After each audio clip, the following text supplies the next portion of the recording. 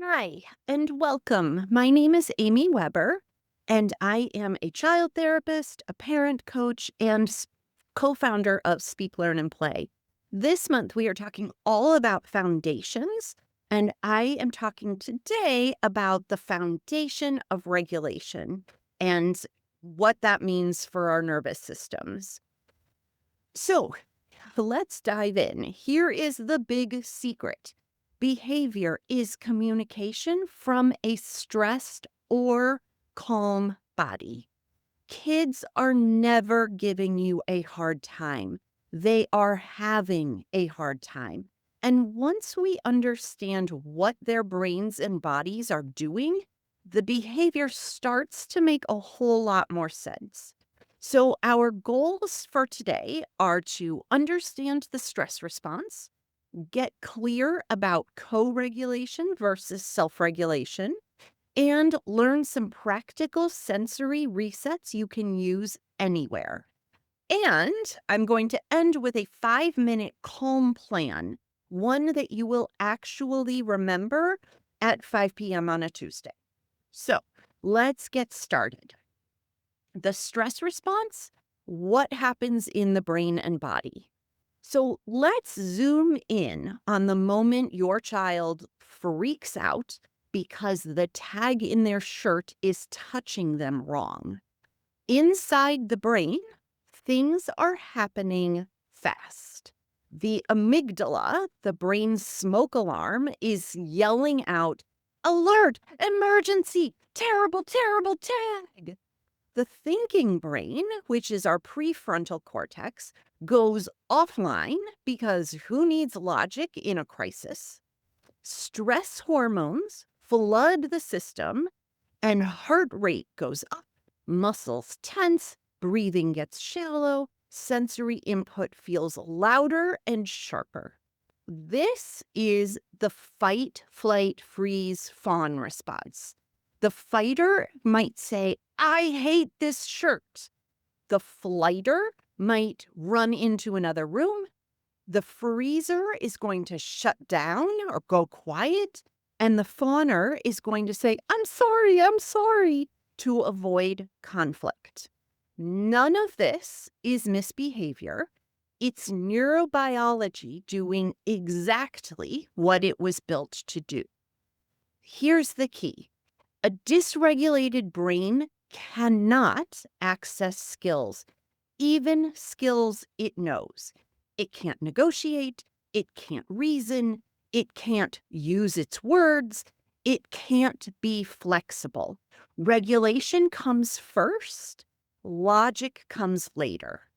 We are talking seconds or minutes, but sometimes hours, and that's okay. So let's talk about what co regulation is versus what self regulation is and why kids borrow our calm. I wish that we all came preloaded with self regulation software, but we don't. We all come with trial versions, and us adults have to be the upgraded version. Kids do not learn to self regulate in isolation. They learn it through 1,000 moments of co regulation with you. Co regulation means you are lending your nervous system to your child. You are staying steady when their internal world is spinning. You are using your tone, posture, breathing, and presence as a calming anchor. You want to think about yourself as an emotional Wi Fi. When the signal is strong, your child can connect. When your signal is weak, everyone is glitching. But here's the good news. Kids don't need perfect parents. They need regulated enough parents. Self-regulation develops when kids repeatedly experience, my grown-up can handle my feelings, I can calm down with support, and over time, I can calm myself. Your calm becomes their blueprint. It's not about being serene 24/7. This is not some sort of monastery. This is about showing your child big feelings are survivable. We can move through them together. So, what are some sensory tools and body resets for home and school? Sensory strategies regulate the nervous system from the bottom up before the thinking brain is even invited to the party. Here are a few of my favorites. Deep pressure tools. They look like a nervous system hug. That might mean pushing your hands against a wall, big bear hugs, a weighted lap pad or a blanket, carrying something super heavy like a backpack or books or the laundry basket. Deep pressure often works really fast and really quietly. Movement breaks. Motion helps reset the system. Jumping on a trampoline, wheelbarrow walks, animal walks like a bear walk, a crab walk, frog jumping, pick your zoo. Slow, heavy stomps like a dinosaur, a lap around the hallway or the playground. Movement helps clear our sensory overload like fresh air can clear a stuffy room. Breath and body combos, not just breathing. Breathing kids can feel hands on chest, hand on belly.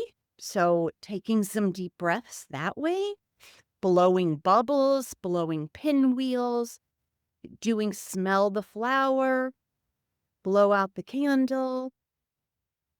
Starfish hands, which means you're just tracing your fingers while you're breathing in and out. I really like the Hoberman sphere, where you're expanding when you take an inhale and exhaling while you contract the ball. The floating ball game is really a fun way to teach kids how to take a breath. All of these are fantastic ways for kids to learn to breathe, and they work a lot better than just take a breath. Sensory soothers, noise canceling headphones, jewelry is a great one, fidgets, sunglasses, a calm down corner with pillows, blankets, dim lights, and predictable reset rituals. Kids thrive on rituals. A simple script is pause, breathe, reset, or set 2-minute timers for a quiet break. The right tool is going to depend on your specific child's sensory system, not the size of the behavior. So here is your takeaway tool for today, the 5-minute calm plan. This plan works for parents and kids, together or separately. You want to use it when things are starting to escalate, melt, unravel, or it's just feeling like a Wednesday. So, minute 1, you are going to pause the chaos. Step back, lower your voice, say one grounding phrase. I'm right here, or we can reset.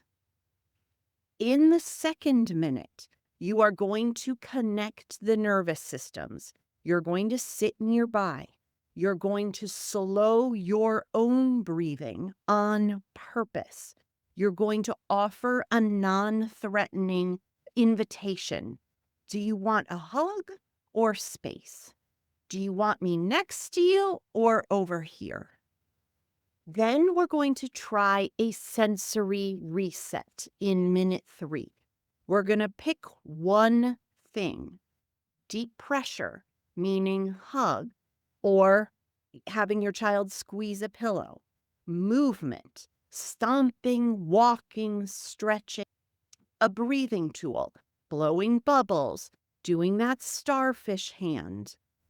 A weighted item, noise reduction, and dim lights. Minute 4, you're going to co-regulate. Use a soothing tone. Name what you see, not what they should do. Your body is feeling really overwhelmed. This is a lot. I'm with you. And then in minute 5, we want to come up with a reentry plan. Hopefully by now, the calm is starting to return, and you want to gently ask, what's one small step we can take next? You might offer 2 concrete choices. We want to keep this ask teeny tiny. Let's just start with this one part. This plan works because it follows the brain's order of operations: regulate, relate, reason. So, in closing, you are not failing. Your child is not broken. Their nervous system is speaking. And when we learn to listen to the body beneath the behavior, everything becomes clearer, gentler, and more workable. Thank you so much for joining me today, and we'll see you soon.